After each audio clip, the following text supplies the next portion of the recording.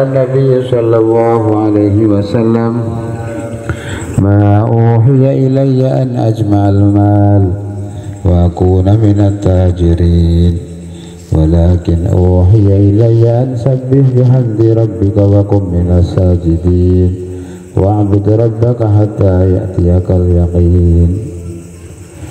وقال عليه الصلاة والسلام الكيس من دان نفسه وعمل لما بعد الموت والعاجز من أتبع نفسه هواها وتمنى على الله الأمانية أو كما قال عليه الصلاة والسلام. Hadirin yang dirahmati Allah SWT, khususnya para alim ulama, para ustadz, para kiai, para sepuh yang kami muliakan. Allah Subhanahu wa Ta'ala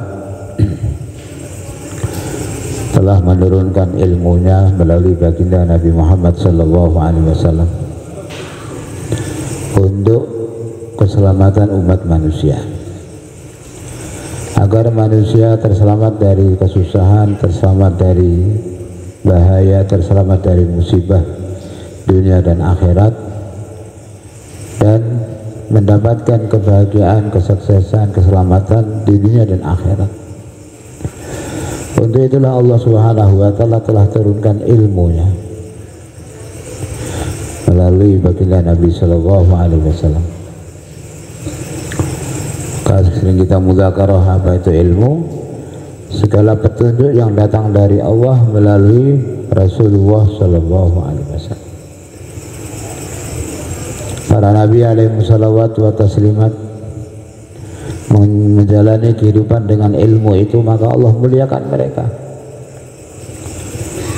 Namrud, Fir'aun, Haman, Qarun, kaum Ad, kaum Samud, kaum Saba, suku orang-orang Madian, kaum Madian, mereka menjalani kehidupan bertentangan dengan ilmu Allah, maka Allah Subhanahu wa Ta'ala binasakan mereka, Allah Subhanahu wa Ta'ala gagalkan mereka. Bagi yang dirahmati Allah Subhanahu wa Ta'ala, hari ini di seluruh dunia, kenapa setiap manusia dalam musibah? Padahal setiap orang mereka berusaha agar terhindar dari musibah. Petani, mereka bertani agar keperluannya tercukupi dan terjauh dari musibah. Para pedagang, mereka berdagang juga tujuannya supaya hajat-hajatnya terpenuhi dan terjauh dari musibah. Para pejabat, mereka bekerja berusaha meraih jabatan dengan tujuan agar hajatnya terpenuhi, terjauh dari musibah.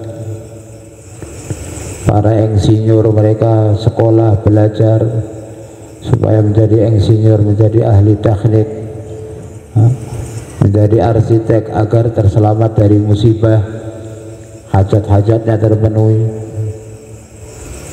Dokter, mereka kuliah, sekolah, belajar menjadi dokter,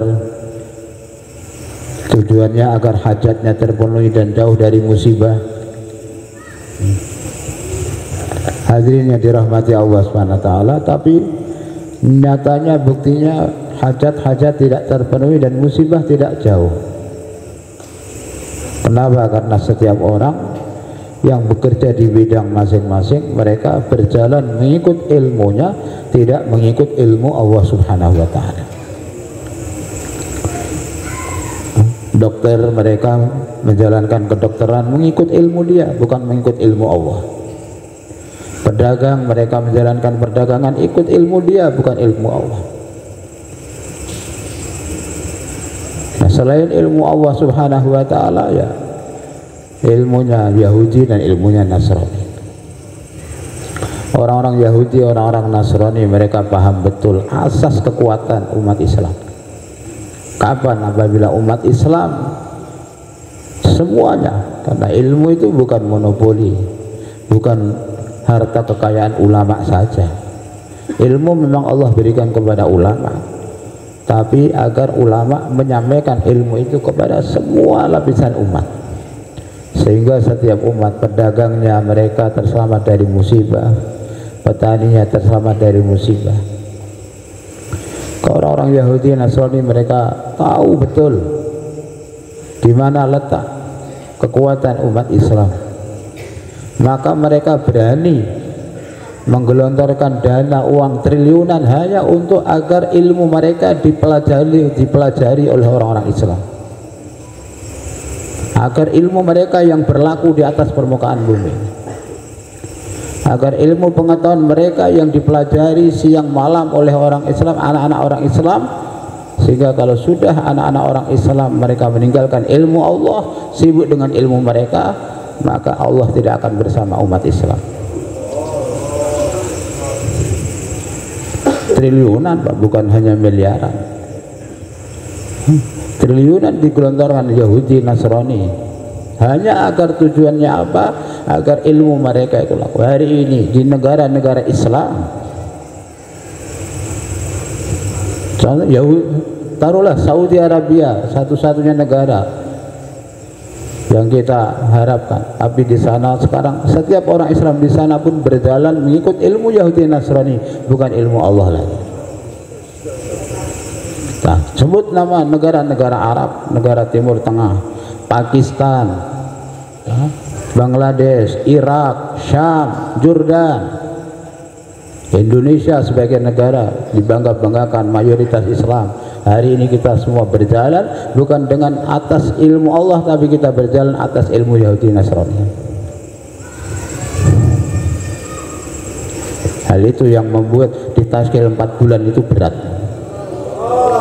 Itu alasan kenapa ditaskil 4 bulan berat, padahal 4 bulan itu untuk belajar ilmu Allah.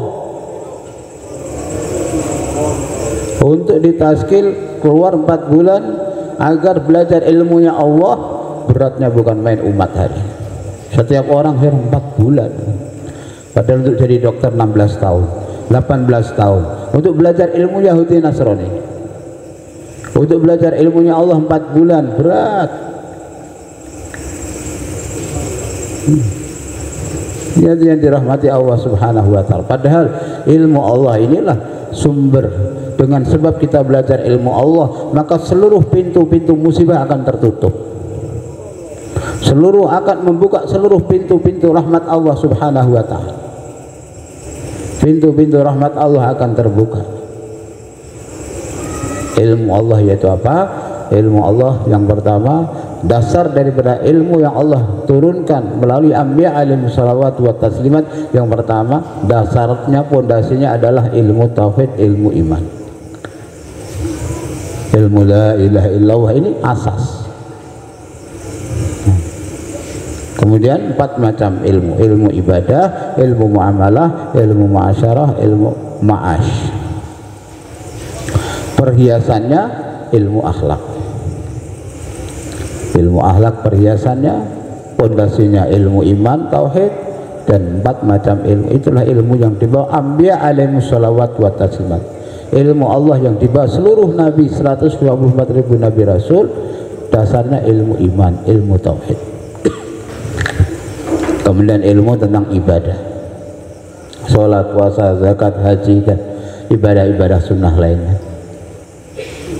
Ilmu muamalah, jual beli, hutang piutang.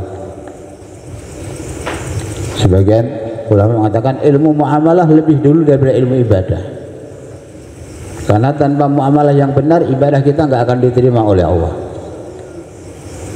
Mau kita sholat, mau kita puasa, tapi rezeki makanan yang kita makan haram, maka sholat kita nggak akan diterima Allah.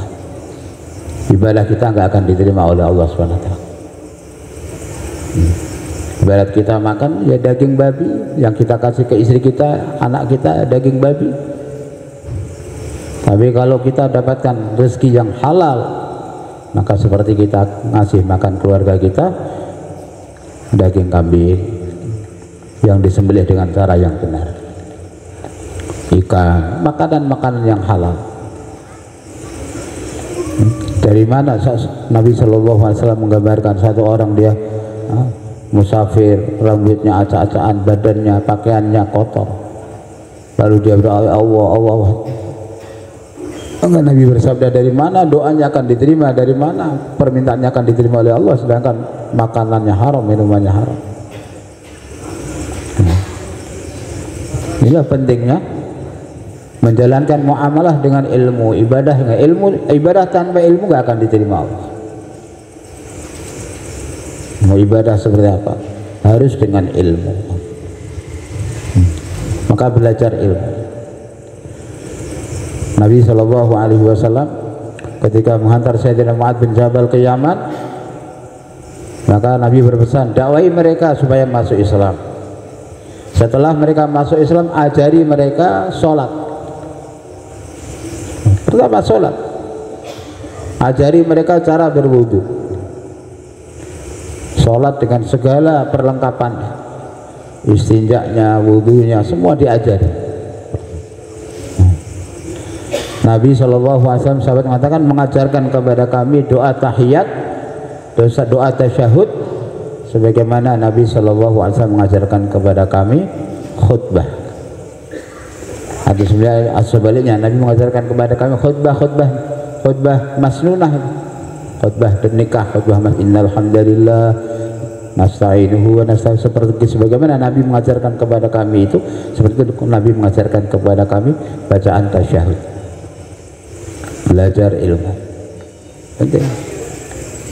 Kita dalam dakwah ini kita keluar 4 bulan untuk belajar ilmu Allah, ya ilmu iman, ilmu ibadah, ya ilmu muamalah, supaya setelah 4 bulan pulang jangan sampai setelah 4 bulan pulang ya seperti dulu lagi.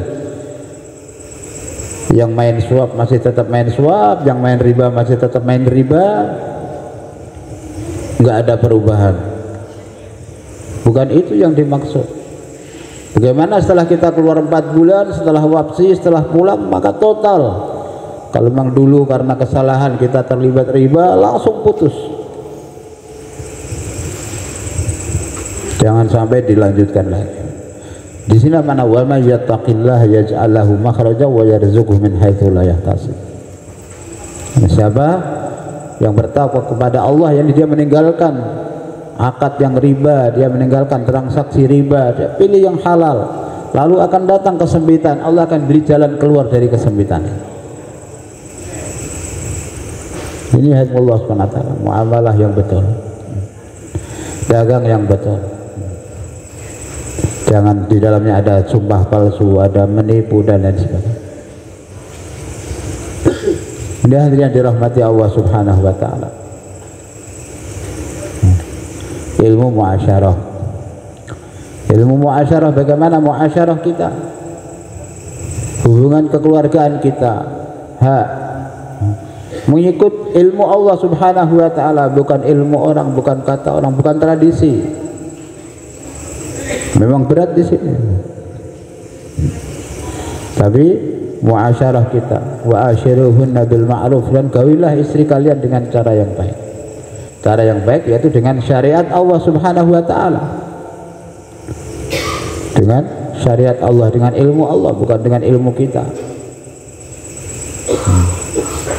Hadirin yang dirahmati Allah Subhanahu wa ta'ala, maka Allah perintahkan kepada kita muasyarah yang baik.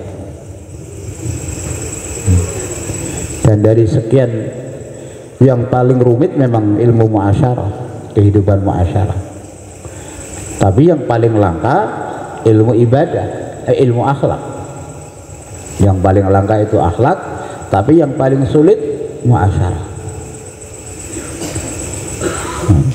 Karena itulah maka Nabi SAW diperintah oleh Allah SWT untuk menikah lebih dari 1. Waktu Rasulullah wafat, beliau meninggalkan istri 9. Kenapa? Karena untuk menjelaskan kepada umat betapa rumitnya ilmu muasyarah itu.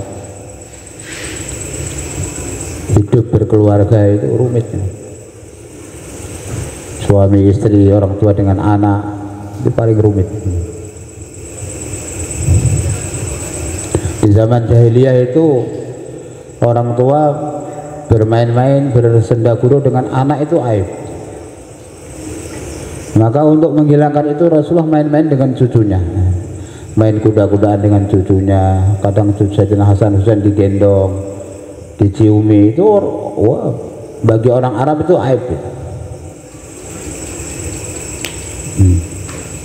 Bagi orang Arab bermain-main dengan anak itu aib. Maka Nabi SAW untuk menghilangkan semua itu, bahwa ini bukan aib, bahwa ini adalah bagian dari agama. Bahkan menyuapi istri itu pun agama, itu juga din.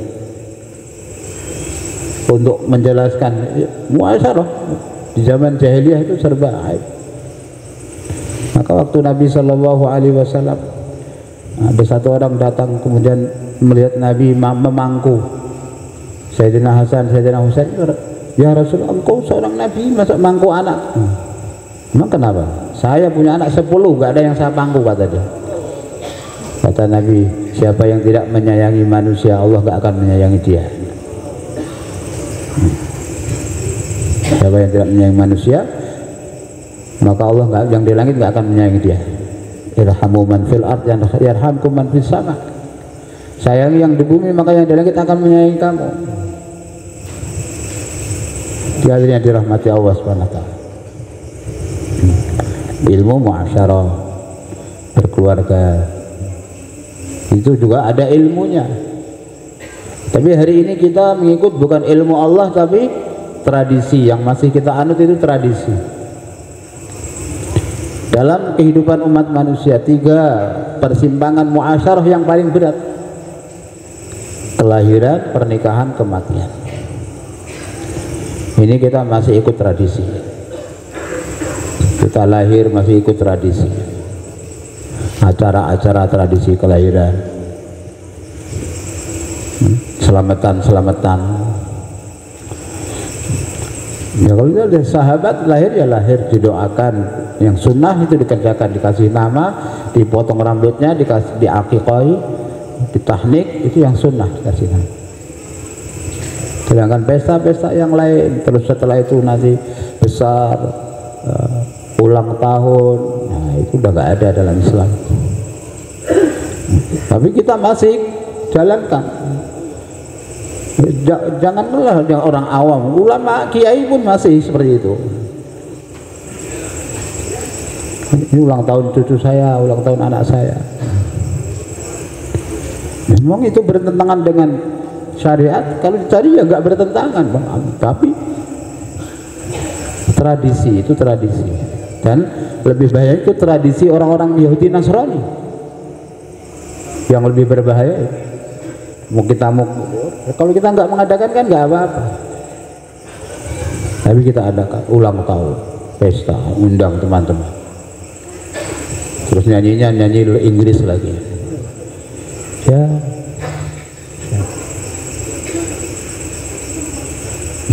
Jangankan orang awam, ulama kiai pun seperti itu hari ini kita lihat. Hadirin yang dirahmati Allah SWT. Kemudian pernikahan ini paling susah lagi. Kita masih ikut tradisi. Pengantin perempuan disandingkan dengan pengantin laki-laki, dilihat semua orang, jabat tangan, selamatan semua. Kemudian ya karena tradisi, kalau enggak gimana kan?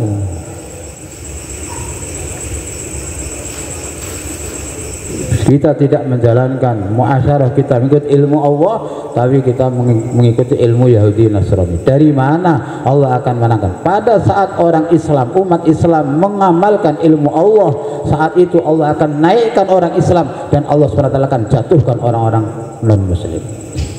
Allah akan hinakan, Allah akan jatuhkan orang-orang di luar Islam di bawah telapak kaki orang Islam pada saat orang Islam mengamalkan ilmu Allah.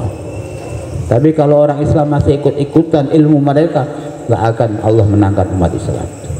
Maka sebaliknya, justru orang Islam akan semakin dihinakan oleh Allah SWT.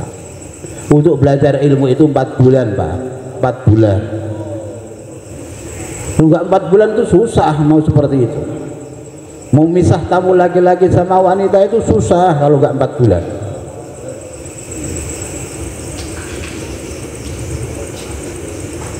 Ini bukan perkara sepele. Ini masalah ilmu Allah dan ilmu musuh-musuh Allah. Nah, ini kan musda kan yang hadir orang 4 bulan semua. Maka saya sampaikan seperti ini, kalau di markas saya nggak berani. Orang umum, orang awam banyak. Kalau Semestinya kalau ada orang umum datang, ya bukan salah saya, ini waktunya untuk saya sampaikan. 4 bulan seperti ini Pak, belajar yang sudah istighfar. Jangan datang tunjukkan kepada seperti ini loh muasyarah Islam, ini loh muasyarah ikut ilmu Allah itu seperti ini, supaya orang terbuka, oh seperti itu Islam. Memang apa dosa dia? Kita nggak berdosa. Seperti kemarin di markas saya sudah sampaikan, ada 2 macam Islam. Satu Islam menurut Allah dan Rasulnya, satu Islam yang longgar. Jalan-jalan, piknik, weekend, boleh. Itu Islam yang longgar. Bangun villa-villa, buat istana, boleh. Islam nggak melarang. Tapi itu Islam yang longgar. Dengan menjalankan Islam yang longgar, Islam nggak akan tersebar. Islam itu akan tersebar dengan apabila orang Islam berlapar-lapar, bersusah payah, hidup zuhud. Sayyidina Muawiyah yang pertama kali, yang bukan hanya orang sekarang, bukan hanya orang Islam sekarang, waktu itu Sayyidina Muawiyah pun sudah ngomong. Sayyidina Muawiyah waktu itu Masya Allah dia bangun istana, padahal gubernur dia, kedudukannya hanya sebagai gubernur. Khalifahnya Sayyidina Umar di Madinah, nggak punya istana, tapi Sayyidina Muawiyah bangun istana yang megah di Syam, memakai baju kebesaran raja, membuat dia pakai mahkota, kemudian singgasananya yang mewah, makanan yang mewah. Ditegur sama Sayyidina Umar, wahai Muawiyah, kenapa kamu berbuat seperti itu? Kata Sayyidina Muawiyah, wahai Amirul Mukminin, kamu tinggal di Mekah, kamu tinggal di Madinah, kamu tinggal di tengah-tengah orang Islam, kami tinggal di tengah-tengah orang kafir. Kalau kami menjalani hidup seperti kalian, maka kami akan dipandang sebelah mata oleh orang-orang kafir. Ketika itu Sayyidina Muawiyah pun mengatakan seperti yang hari ini orang Islam katakan. Kalau orang Islam hari ini terbelakang, nggak berpendidikan, nggak apa kata dunia. Perkataan seperti komentar seperti itu pun sudah dikatakan oleh Sayyidina Muawiyah. Tapi ingat, Islam dengan cara Sayyidina Muawiyah tidak akan bisa menyebarkan. Dengan sebab kehidupan Sayyidina Muawiyah yang mewah seperti itu, orang kafir tidak terkesan sedikit pun, tapi terkesan oleh zuhudnya orang-orang Islam di Madinah. Dengan sebab mujahadahnya, laparnya orang-orang Madinah, itulah Islam tersebar ke seluruh dunia. Sekarang ahbab, karkun juga ada 2 macam. Ada karkun yang garis lurus, artinya pokoknya kita belajar apa kata masih belajar, lihat mas. Ada yang longgar, Sabtu Minggu, yang lain weekend, karkun ikut weekend. Sabtu Minggu ahbab orang umum ikut naik sepeda, main sepeda, karkun ikut sepedaan.